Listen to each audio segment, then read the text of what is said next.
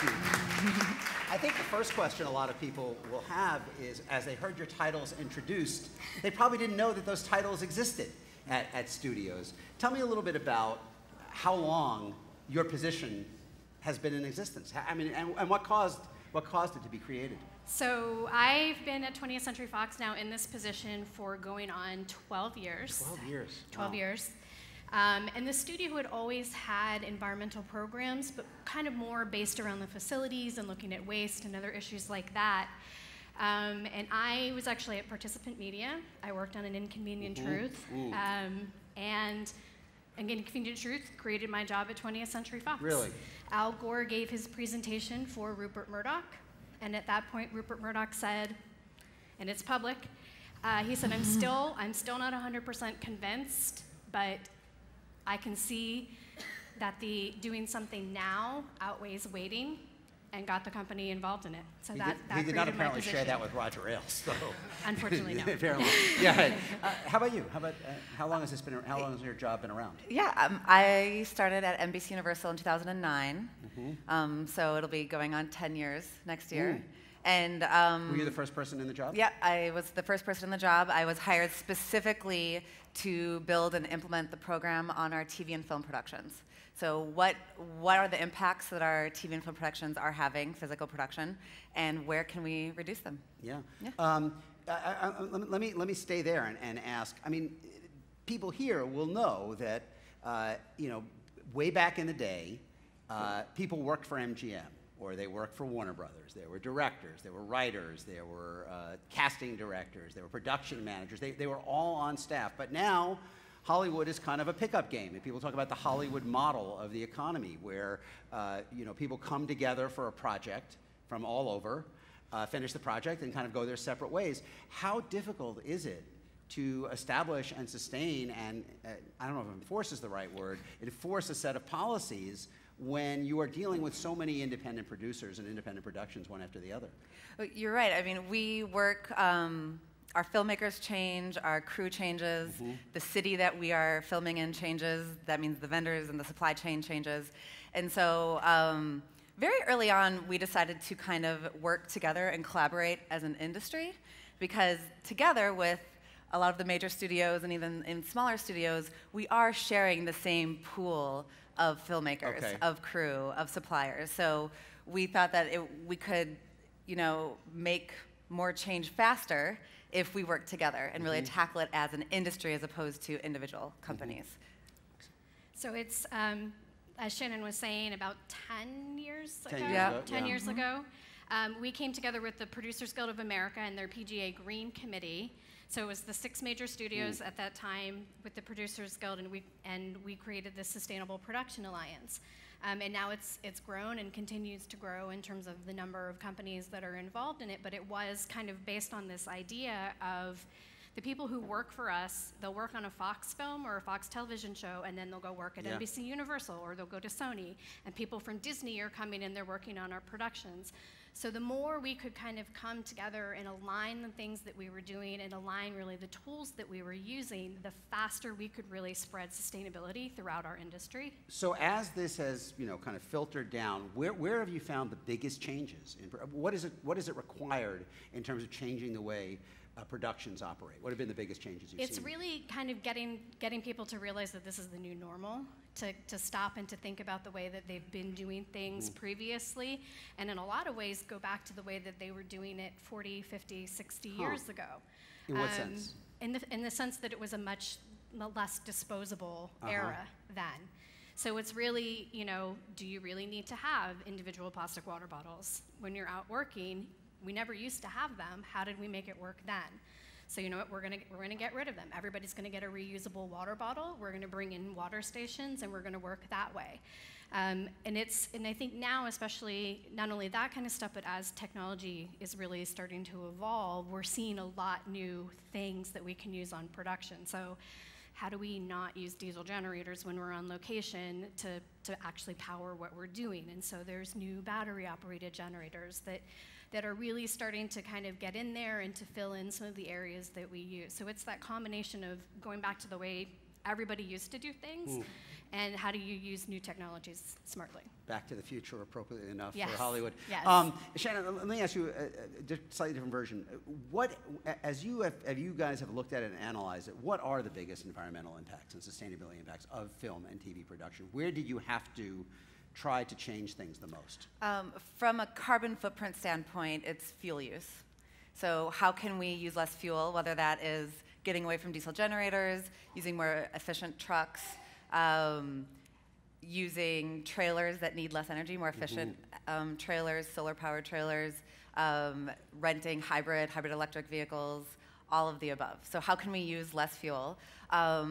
We are also, these temporary circus, or sometimes I like to say it's like throwing a wedding every single day, and you're feeding people breakfast and lunch, and all of the waste that can come around with that. So how do we set up the environment so that we are really focusing more on reuse? And then the things that we do have left over, how do we make sure that that is going to best value? So now it's not uncommon to see composting on set, but if it's edible food, let's donate it.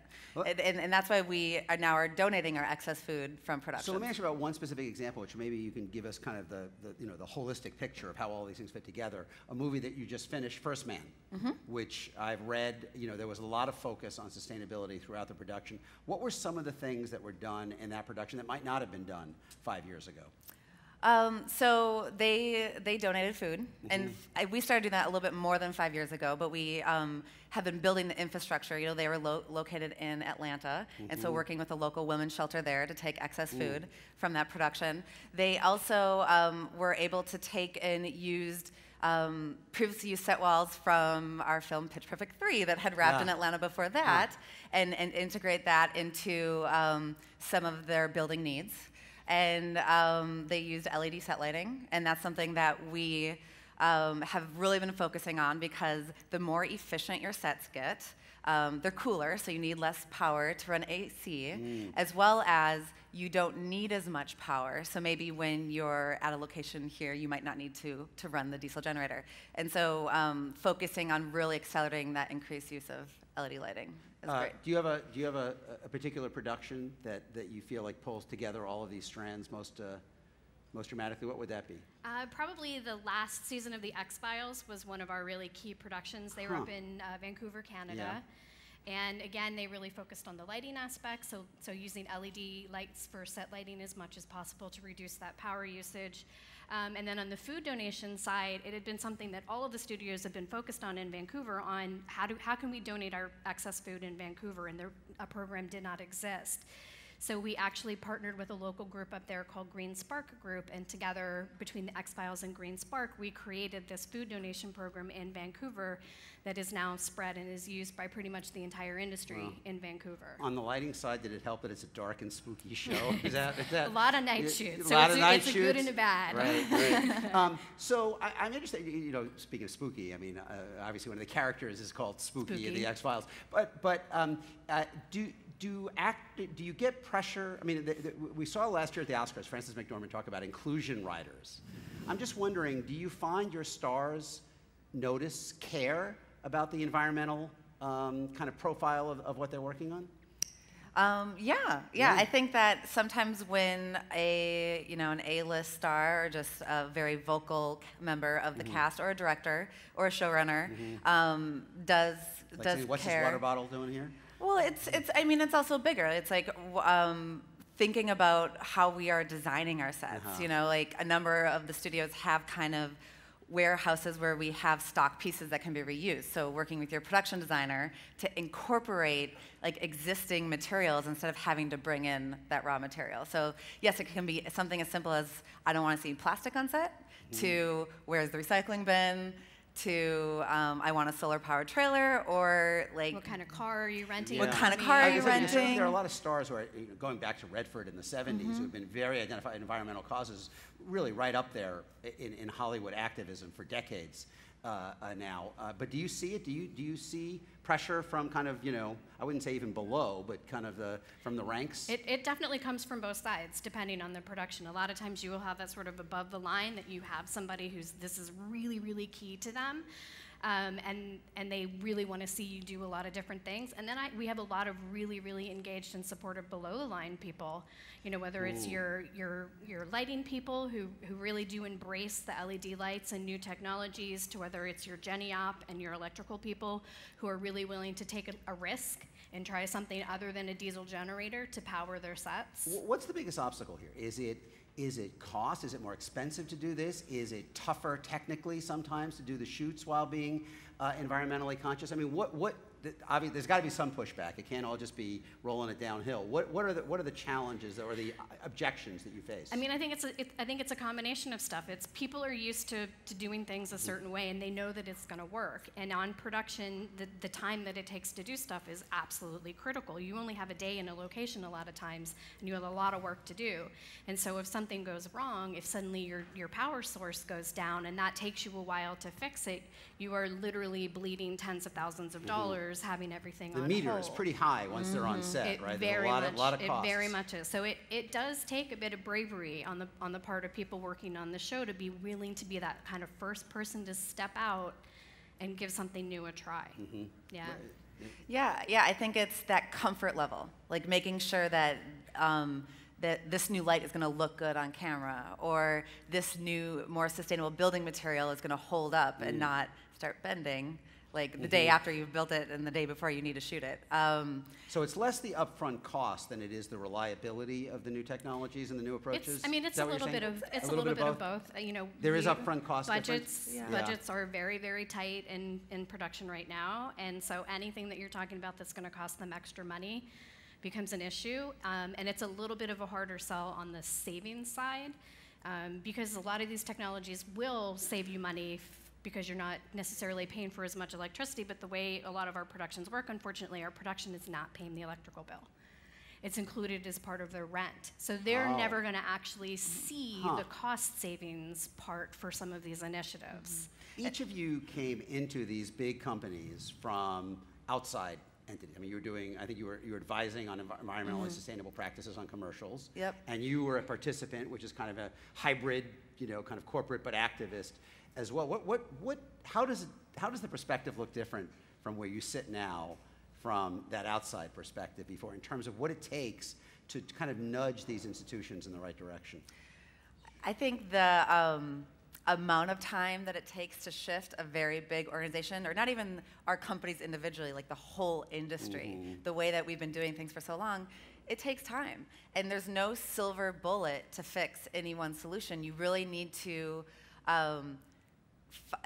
find an alternative, try it out, get feedback, keep going. The amazing thing is that we are in a creative industry, and people do want to try new things. No one likes throwing things away or harming the planet. And so I've been continuously surprised by the innovativeness I see within the industry, but you think that you're gonna go like this, and it's not. It's the slow turn. And the part we were talking about before, I mean, do you have to re-litigate this each time because it's always new people, new production? No, I mean less and less. Less and less. In the early days, it absolutely was that, but I think because of the industry collaborative effort of this, it doesn't matter who you've been working for, you're seeing this stuff for the most part. So it's very rare now that I don't know if it's the same for you, Shannon, but that I have somebody who comes to work on a production who has never kind of dabbled their toes, at least in this. And I'm more and more seeing people who have really, really engaged in it and done a lot of stuff, and are really excited to be working at another studio that also has similar programs. I hear that quite a bit. Let's go to our folks in the audience. Hi, my name is Julian. Thank you for being here. Thank you for throwing this event. So I have a question for you, but I have a question for everyone here, really. I just think it's kind of amazing, all these organizations coming together, but I think there's a giant irony as well in the fact that Nestle is sponsoring this event, and they're famous for privatizing indigenous water. Also, that there is meat at this event. There's a question. So if I can speak my question. My question is, with this giant irony, when does the culture of comfort come to the culture of consciousness? And you're dealing with media, which has a very, very big impact. So, thank you. Culture of comfort. Well, I think the you mentioned the meat thing. So I think it's interesting how the conversation has shifted a lot over the last year. We now have TV shows that will cut the amount of beef that they serve in catering by significant quantities.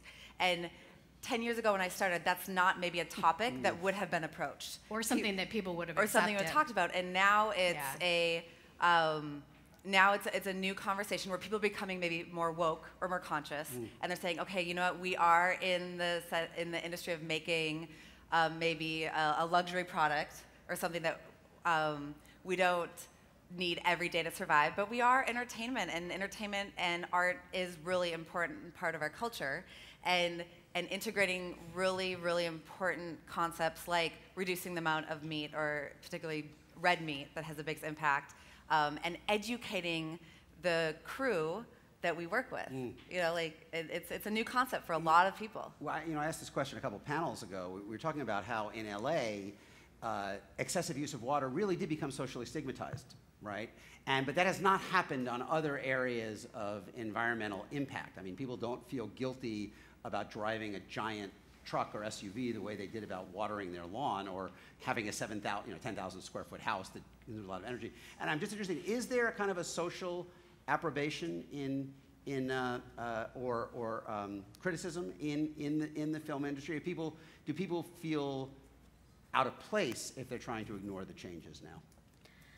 I think it depends where you are. Depends where you Absolutely. I mean, I think for LA or Vancouver or other cities that it really is part of the greater consciousness of that city.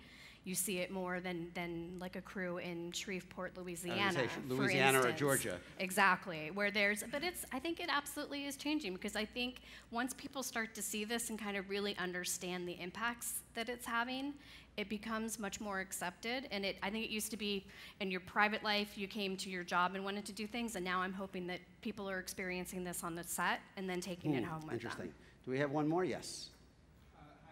Jeff Abramson. I'm a content and experiential strategist. My question is, for either negatively or positively, what role are the unions playing in this conversation? You did talk about the PGA putting a committee together, but what about the other unions? I'd say positively. A lot of the union membership and the union leadership is very engaged in this, and I've seen a number of the unions that have had kind of lunch and learn events or put on kind of sustainability seminars for their members to talk about these issues within the unions. You want to add anything? Yeah, I mean, I think we need everybody on board, and the people implementing the work that we're trying to do, saving fuel, saving energy. The unions are a huge part of that. This is retraining, or like someone's running a diesel generator right now. We're not looking to replace that person. We're looking to take that labor population and teach them how to run the new clean power. And every Jenny Op I've met has been super like into it, like technology. And so supporting the trades in the transformation to a new clean energy space is the only way to go. We've got to go. Will there ever be an Oscar or Emmy for most sustainable production? Right now, there are the Emma Awards. Exactly. The Environmental Media Awards, so it's our version of it. All right, good. Join me thanking Lisa Shannon. Thank you. Thank you so much.